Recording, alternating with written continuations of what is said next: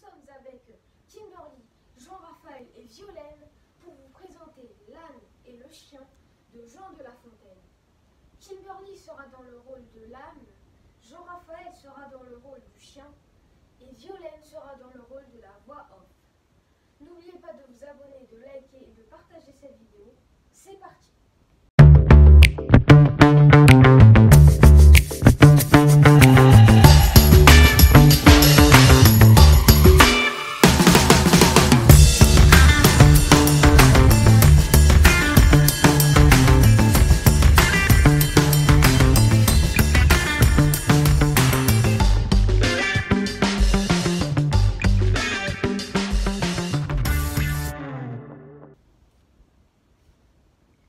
L'âne et le chien.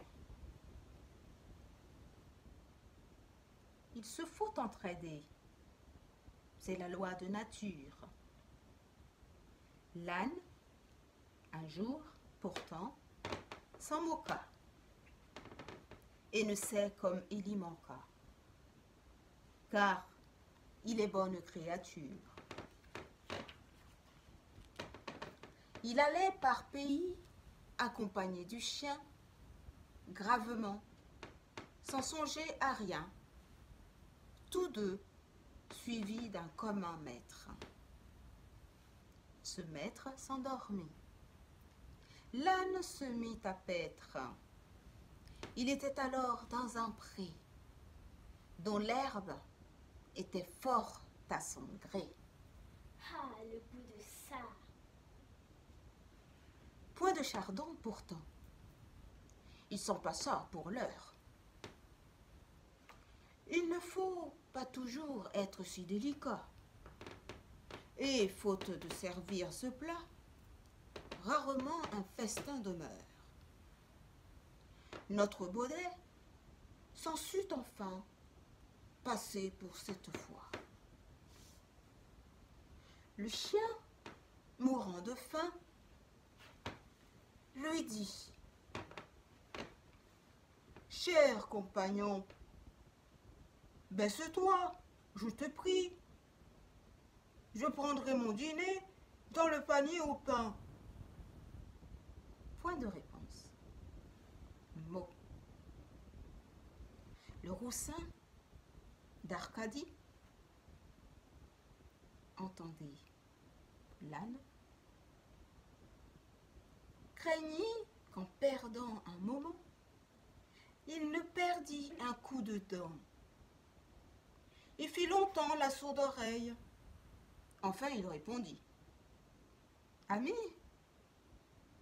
je te conseille d'attendre que ton maître ait fini son sommeil, car il te donnera sans faute à son réveil ta portion accoutumée. Il ne saurait tarder beaucoup. Sur ces entrefaites, un loup sort du bois et s'en vient. Autre bête affamée. L'âne appelle aussitôt le chien à son secours.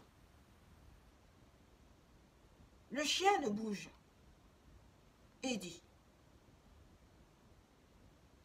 ami, je te conseille de fuir en attendant que ton maître s'éveille.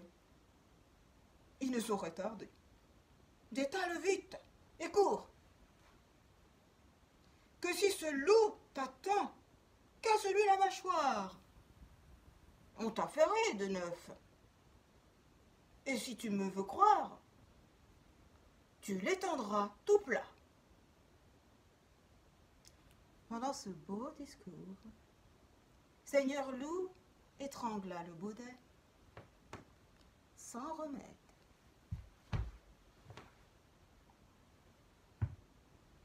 Je conclus qu'il faut qu'on s'entraide. Eh oui, chers amis,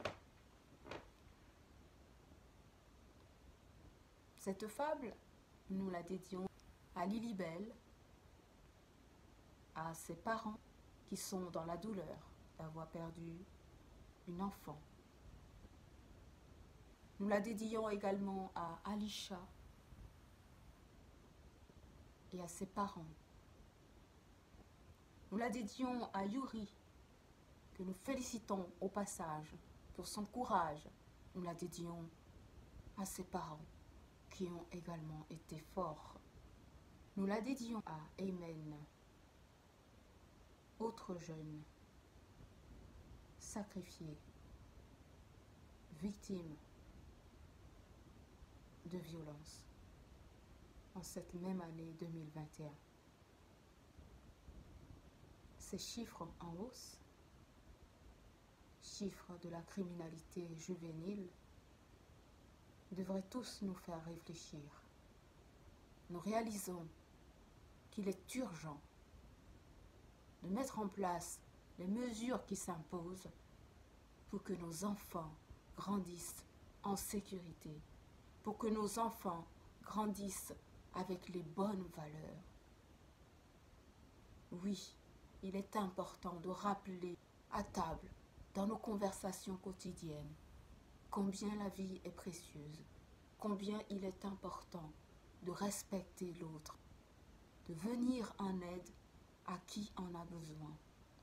Lilibelle a perdu la vie en essayant d'en sauver une autre. Elle a pratiqué l'entraide, elle ne s'est pas tue, elle n'est pas restée indifférente. Aujourd'hui, notre jeunesse crie à nous, qui que nous soyons, parents, enseignants, adultes, hommes politiques. Notre jeunesse a besoin de nous. Notre jeunesse a besoin de repères. Il est important d'agir afin que chaque jeune puisse circuler librement dans les villes, dans les quartiers de ce pays en sécurité. À toutes les mamans qui souffrent du harcèlement de leurs enfants, à tous les parents qui ont été déchirés par la perte d'un enfant, malmené, maltraité, agressé, à tous les jeunes qui ont traversé des moments difficiles en raison d'un harcèlement scolaire ou autre, à toutes les familles qui ont connu cette violence juvénile et ses conséquences. Recevez ici nos hommages.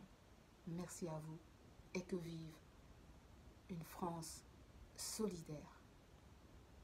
Merci, chers petits acteurs. Nous vous disons à très bientôt pour une nouvelle vidéo avec nous. Prenez soin de vous et ciao, ciao.